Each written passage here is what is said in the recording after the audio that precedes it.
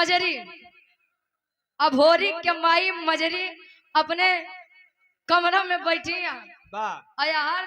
अभोरी जब बाल्यावस्था से किशोरावस्था में प्रवेश किया, माई दुर्गा के बड़ी बरियार विनती आराधना पूजा पाठ करे, विचार करत बा। एक लाइन कवि जी गजल के भाव देते हैं कैसे।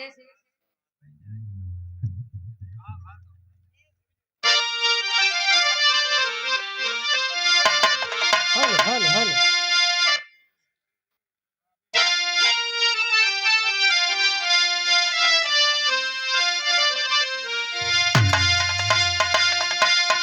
अरे काबे में, अरे काबे में तेरा जलवा, काशी में नजारा है।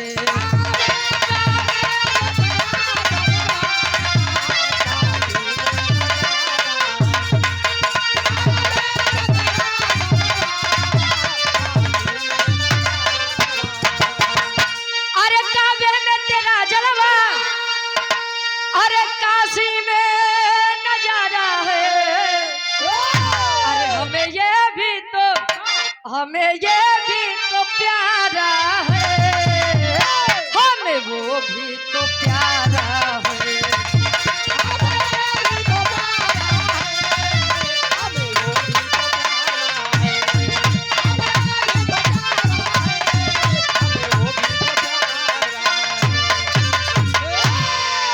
लेकिन कभी का भाव शेर का कोई इलाका नहीं होता।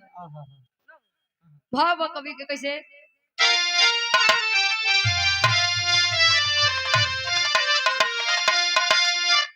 अरे गीदड़ की टोली में शेर आकर दहाड़ा।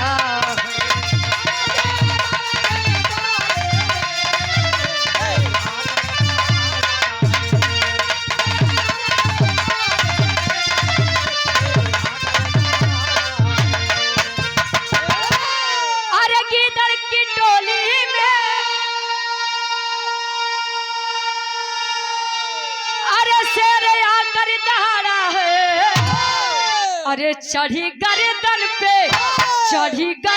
पे शेरे बबर, पकड़ छाती को फाड़ा है।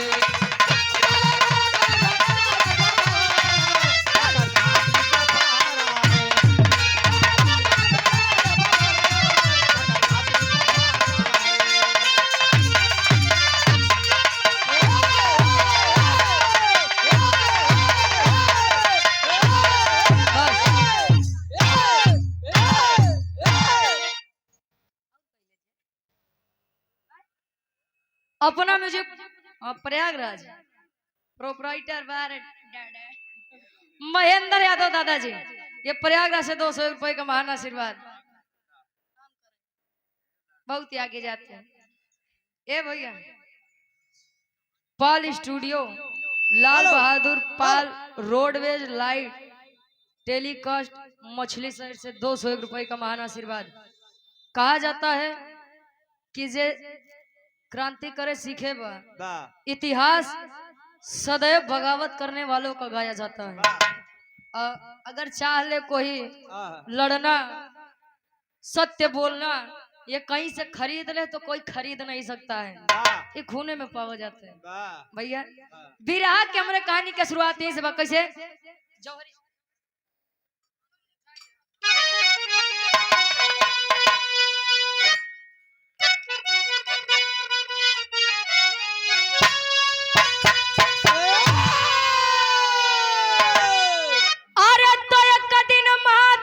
मजरी से अभोरी के आके बोला, कब से तुम हो मैं सोई,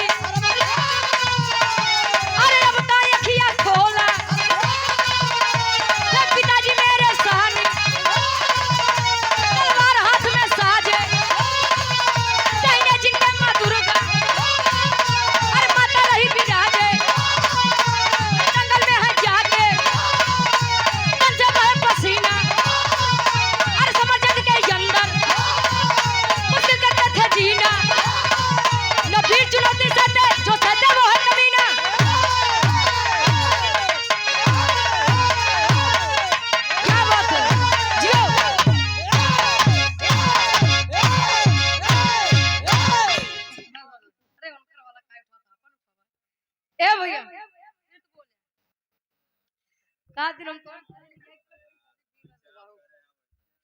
और आप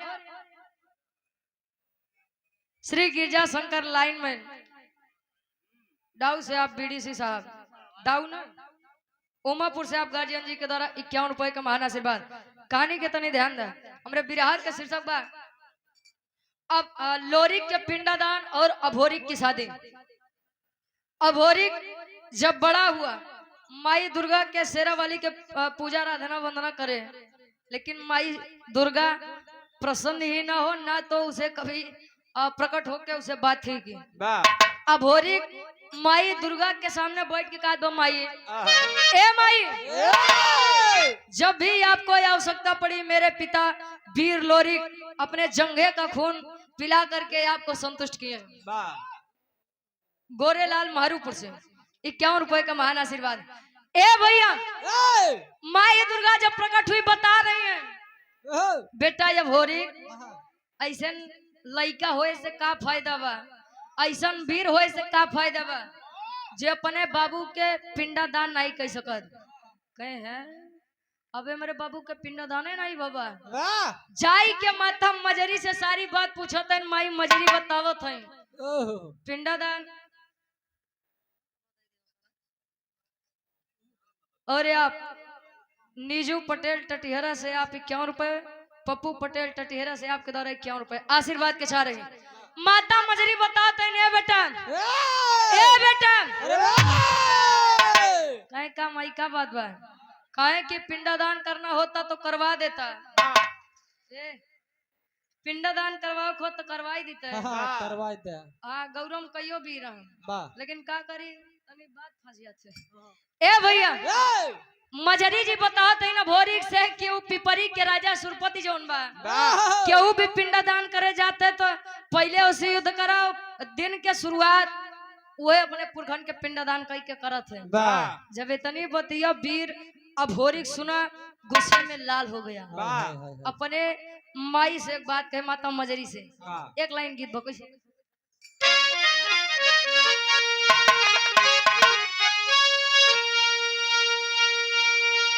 शिवांश स्टूडियो दीपक यादव बीडीसी आबा से निजामुद्दीनपुर से 51 रुपए आशीर्वाद के चाह रहे। बिरहा सम्राट स्वर्गीय गुरु रामदेव गुरु जी अपने जवानी के आलम में गावत रहे गाय ने और गाय के चला गए। अब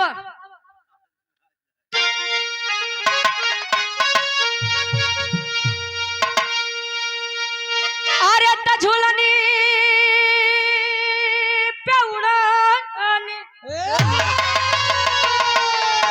अरे झुलनी पे उड़नी आई जहाजिया उड़ा दा आई जहाजिया उड़ा दा हमार पाइजे बड़ा जहीरा जड़ा दा हमार पाइजे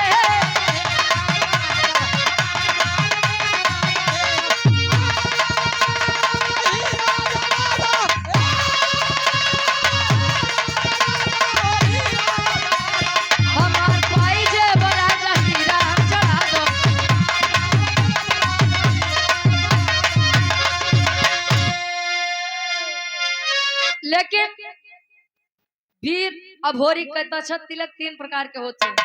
एक तिलक जो हर रोज प्रतिदिन लोग पूजा करके लगा लेते हैं और एक तिलक विजयी तिलक और एक तिलक जाना था कौन जो शादी के पहले चढ़ा थे। अब अभोरी अपने माँ से कहता है का अरे बिरताई क्या हमारे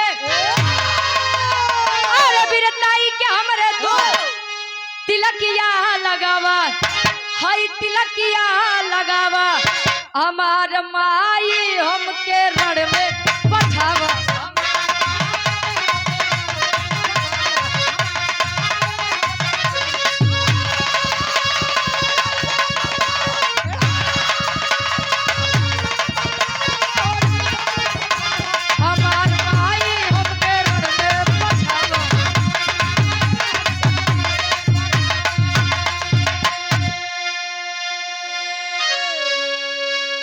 Amit light house and sound system Machhlishahr block 51 रुपए आशीर्वाद के सारे।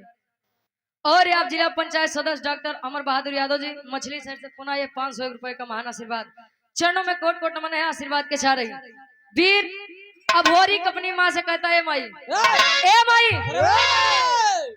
मुझे आज्ञा दीजिए और मैं जा रहा हूँ पिताजी का पिंडदान करके लौटूंगा।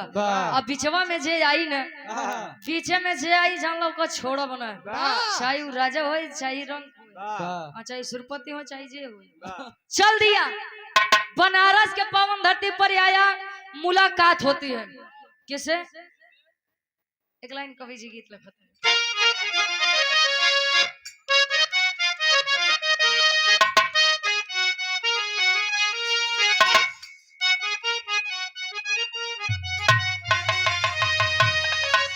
और आप सम्मानित हृदय के गार्जियन जी आप श्री हवलदार पाल जी एडवोकेट आप पूर्व प्रधान ग्राम घिसुआ खुर्द पुनः प्रधान पद के आप प्रत्याशी भी हैं। 101 रुपए का महान आशीर्वाद माई भगवती हर मोड़ पे तरक्की दें। अब दुल्ही कहे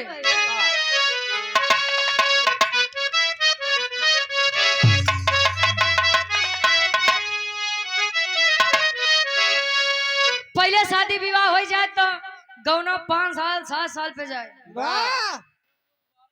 क्यों क्यों के तो 12 साल पे जाए। अरे आज का बिया होत बा शादी होत बा तुरंत विदाई करो तो है। पहले दुल्हा दुल्हन के एक दूसरे को देखते ही न रहा है। पता लगा दुल्हा 22-23 साल के बाद दुल्हिया कहती 14-15 साल के बाद आयात देखता है हम बनी 17 बलम हुआ 23 साल के। हाँ 5-6 साल में ही हाल हुई दुल्ही कहिए कैसे।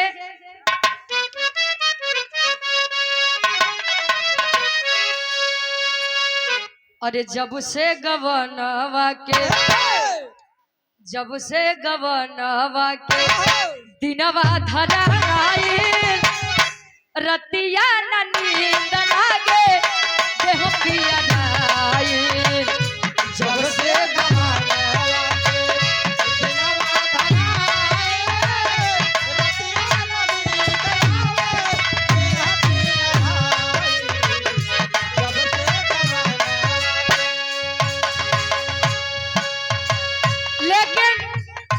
अभोरी बनारस जब आया तो मुलाकात होती है पहली भेंट कैसा होता। करे पिंडदान भोरी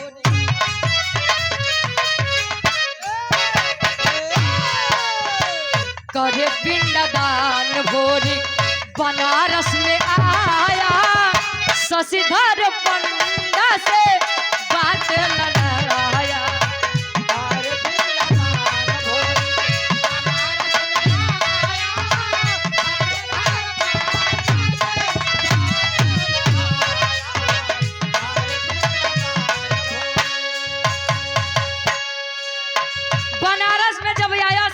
पंडा से पहली मुलाकात हुई बता रहा है कि पिंडदान करे के बाद क्या कर हमारे बाबू लोरी के वीर लोरी का नाम जब सुना तो सोच रहा है लेकिन कहें सुरपति छोड़ी ने कहें बेटा तू लोरी के लड़का हुआ अच्छा ही के और के लड़का हुआ। लेकिन यहाँ का एक रिवाज है यहाँ की एक प्रथा है कहीं का शशिधर पंडा अभोरी के समझावे कैसे।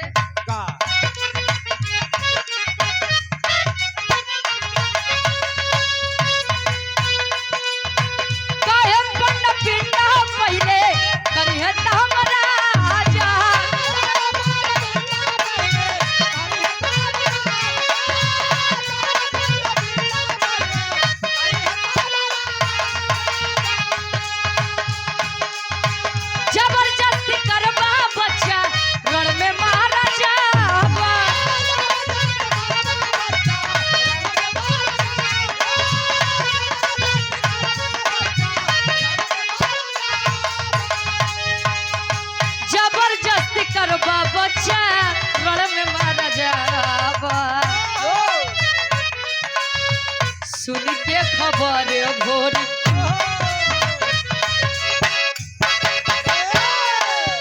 सुन के वचन भोरी तन में गुस्सियाई शशिधर पंडा से बात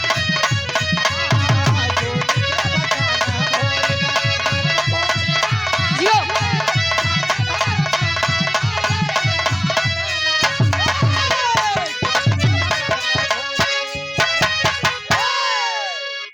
शशिधर पंडा बतावत बा के पिपरी के राजा सुरपति कहन की नियम है वह सुबह सुबह आ करके पिंडदान करता है, उसके बाद ही कोई पिंडदान करता है। और यदि मैं उसके खिलाफ गया, नियम के खिलाफ गया, तो मैं जीना भूल जाऊंगा। कहीं मतलब मार दी यार। इतनी बतिया जब अभोरिक सुने, निकाल लिया तलवार, गर्दन के पास जब सटाया, कहे बोल पिंडदान करवोगे कि न करोगे, करवोगे न करवोगे। अब इतनी बतिया जब शशिधर पंडा सुने, कहे अरे यार आगे कुआं पीछे खाए, कहाँ जाए। कहे अगर एकर बात न मानब तो ई मार दे। अब पिंडदान करवाए दे तो पिपरी के राजा सुरपति मार दे।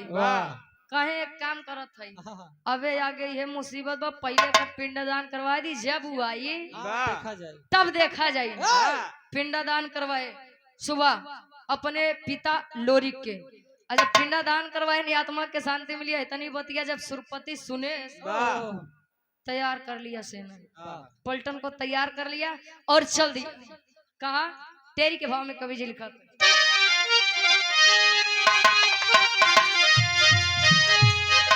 अरे जवानी जंगी जूझे जमके, अरे जवानी जंगी जूझे जमके, तो लोरिक पूत भोरिक कहे मिटाऊ हम तेरे हो, हम तेरे हो।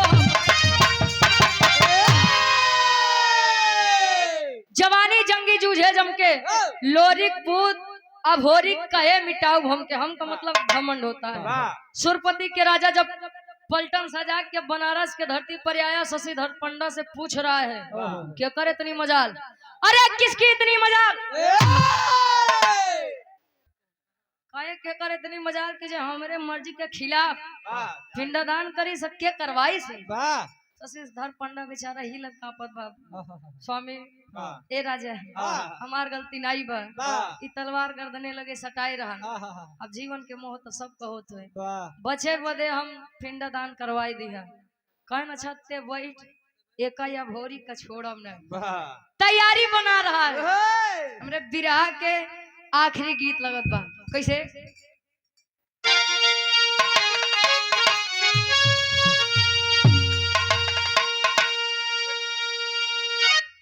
अरे सासु मार तनवा,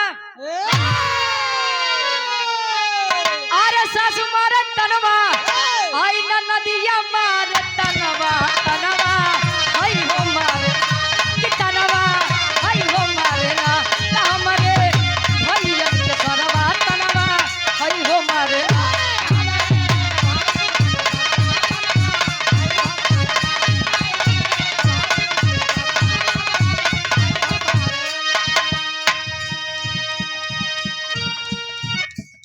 लेकिन वह बालक 21 साल का यह भोरिक तैयार हुआ सेना से लड़ने के लिए। कैसे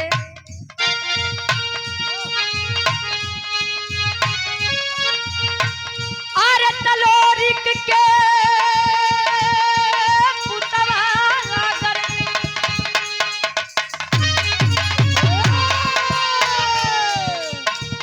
लोरिक के पुतवा गरजा वीर बलवनवा जनवा, अर के मरवा न जनवा, अर के मरवना न कूदा जंगे माय जनवा, जनवा अर के मरवा।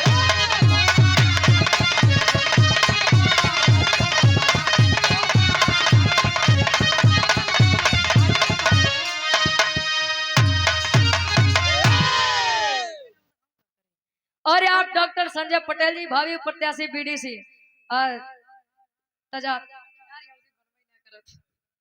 इसी ग्राम के निवासी है।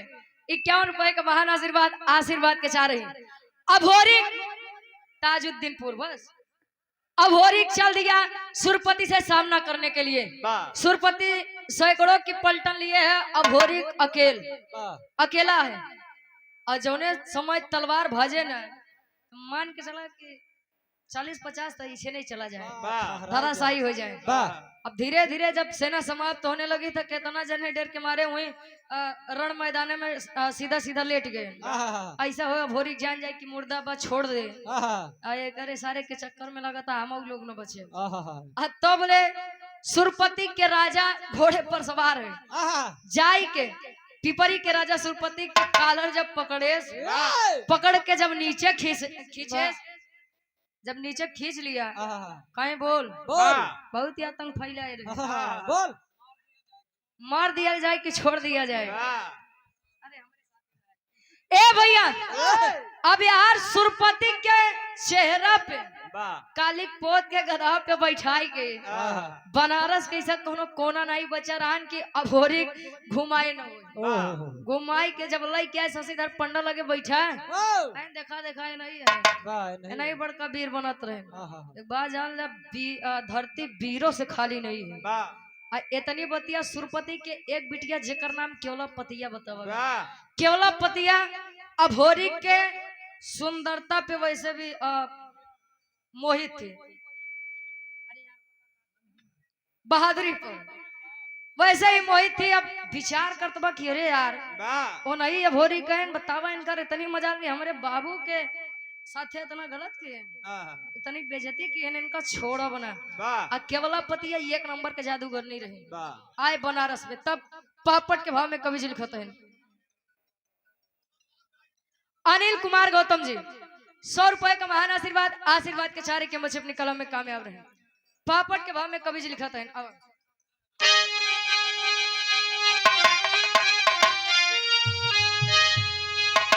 अरे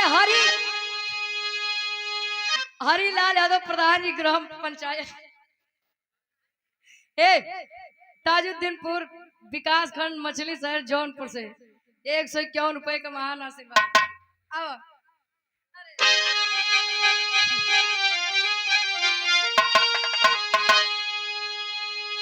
अरे आई केवला पतिया तक अरे हसीना जीना मुश्किल बा अरे आई केवला पतिया पर हसीना जीना मुश्किल बा बाप के इज्जत भोर के काहे छीना जीना मुश्किल बा।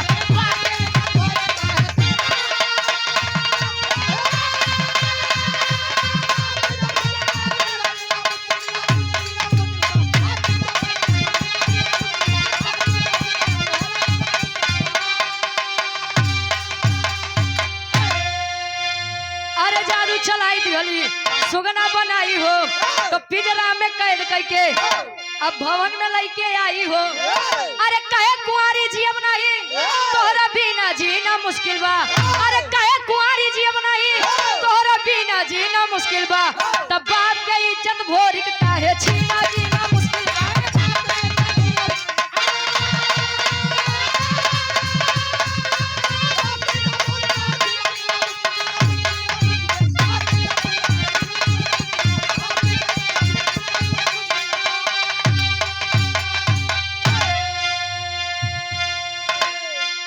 केवला पतिया जब आए तो अभोरी के अपने जादू से सुगना बना दे सुगना बनाई के पिंजरा में कैद करके अपने राज्य पिपरी में जब वापस आए तो दिन में तो सुगना रहा लेकिन राति में अपने जादू से फिर से मानव के रूप दे दे जबरदस्ती प्रेम करे चाहे लेकिन अभोरी कहे ना ये मेरी शान के खिलाफ है मैं ऐसे प्रेम नहीं कर सकता।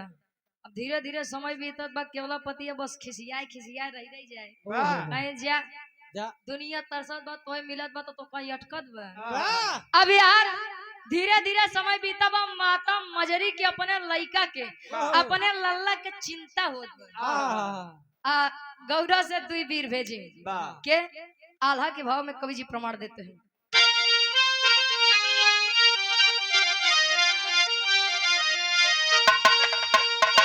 अरे तड़पेली मजरी माता गौर के नगरिया बाबू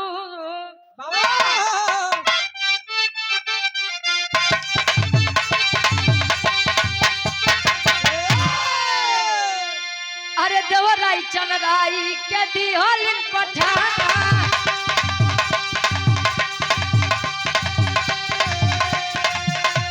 धीरे धीरे आई गईले काशी के धरतिया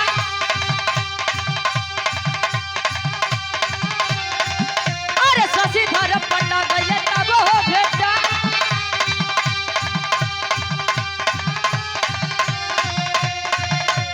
लगले बतावे पंडा पूरी खबरिया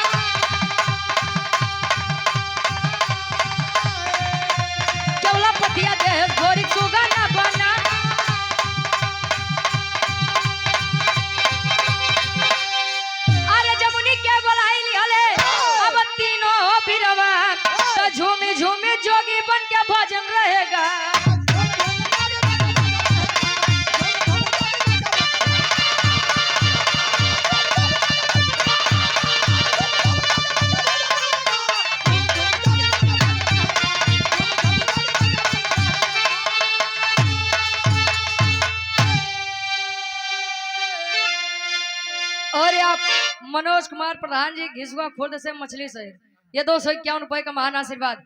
देवराई और चंद्राई के जब भेजे शशिधर पंडा से भेंट हुई काशी की नगरी में।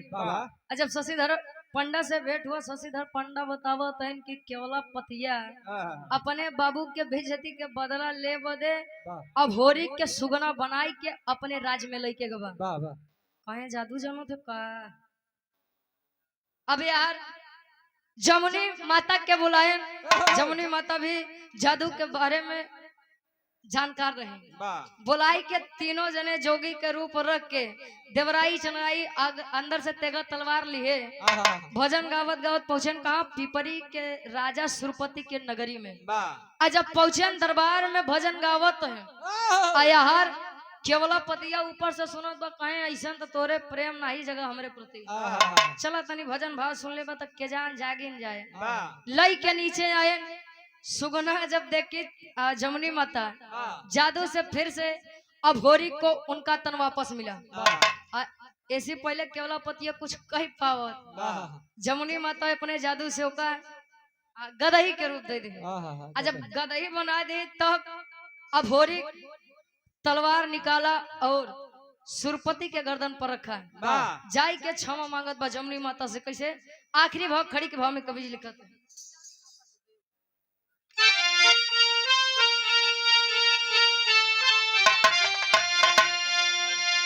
अरे माने गलती अपन, अरे माने गलती जमुनी के अब चरनिया धई के। अरे माने गलती जमुनी के अरे चरनिया धई के। हम हई भाई तू बहिनी बचनिया कही के।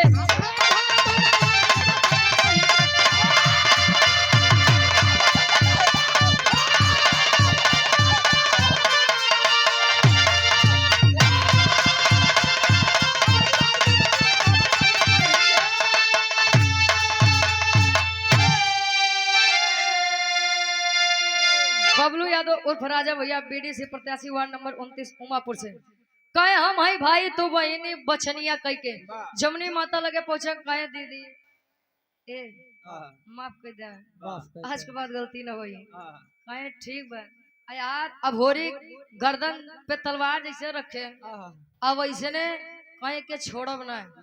यही के चक्कर में इतना हमका ताम झाम करे के पड़ा। यही के चक्कर में इतना दिन सुगना बन के रह के पड़ा केवल यही के चक्कर में। माता जमुनी समझावत नहीं बेटा वो अपनी गलती मान रहा है। अजय अपन गलती मान ले ओका माफ कर दे के चाहिए। कहीं माफी कम एक शर्त दे कहीं कवन कहीं एकर जोनी बिटिया बा केवला पतिया वही से हमार शादी करवा दे। अब ले सुरपति कहे कि बियाह तो बेटवा हम करवाए दे लेकिन बिटिया भी हमारे गदही के रूप में बा। अब ओका कैसे तोरे साथे बियाह करवाए दे। जमुनी माता पुनः अपने जादू से गदही से फिर से केवला पतिया के स्त्री के रूप दे शादी भा। आखिरी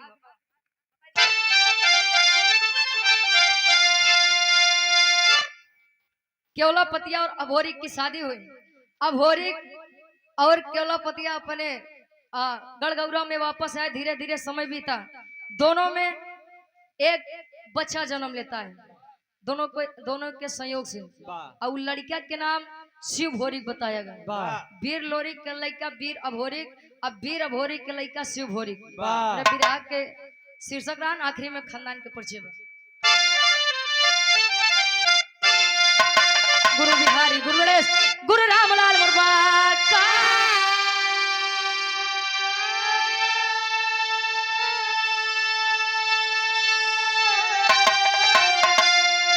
स्वर्ग विराजे कवि चंद्र